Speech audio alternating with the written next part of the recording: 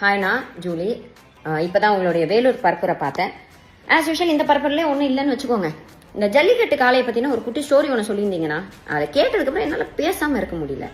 நீங்கள் வாட்டுக்கு போகிற போக்கில் ஜல்லிக்கட்டு காளை நின்றுச்சு, அதுக்கு புல்லுக்கட்டை காமிச்சு ஒரு குழந்தை கூட்டிகிட்டு போய் ஓரமாக விட்டுச்சு அப்படின்னு சொல்லிட்டு போயிட்டே இருப்பீங்க.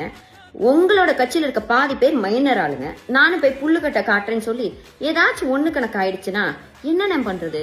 50-50ஆவே இருக்கட்டும்னே, 500 ஆக்கிடாதீங்க.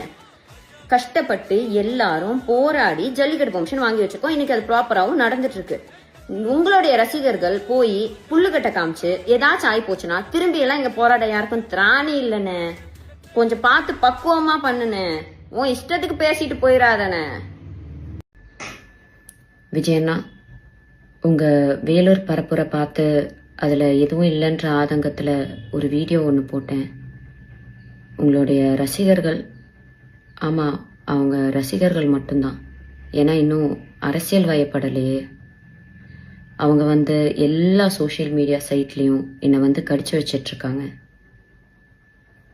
இந்த மைனர் பசங்கக்கிட்ட இருக்கிறது முக்கால்வாசி என்னமோ ஃபேக் ப்ரொஃபைல் மட்டும்தான். அதை வச்சு தான் என்னை மிரட்டிட்டும் இருக்காங்க. அதுக்காக பயந்து நான் அந்த வீடியோவை டிலீட் பண்ணவும் மாட்டேன், என் கருத்துக்கள்ல இருந்து பின்வாங்கவும் மாட்டேன். என்னை மிரட்டினா பரவாயில்ல, ஆனால் என்னை சார்ந்தவங்களையும் மிரட்டுறனால இதை சொல்ல வேண்டிய கட்டாயத்தில் இருக்கேன்.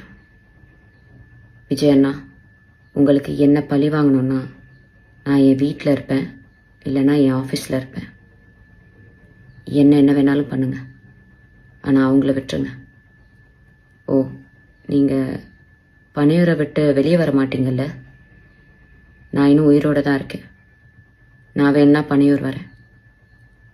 என்னை திட்டின மாதிரி தான், மக்களை திட்டின மாதிரிலாம் யாரையும் உள்ளே இழுத்து போட மாட்டேன். ஒரு பெண்ணுக்கு சோஷியல் மீடியாவில் முக்கியமாக எவ்வளோ மரியாதையும் எவ்வளோ மதிப்பும் எவ்வளோ பாதுகாப்பும் உங்கள் ரசிகர்கள் மத்தியில் இருக்குன்றத அந்த வீடியோ கீழே இருக்க கமெண்ட் செக்ஷனை டைம் இருந்தால் படித்து பாருங்கள். நன்றி அண்ணா.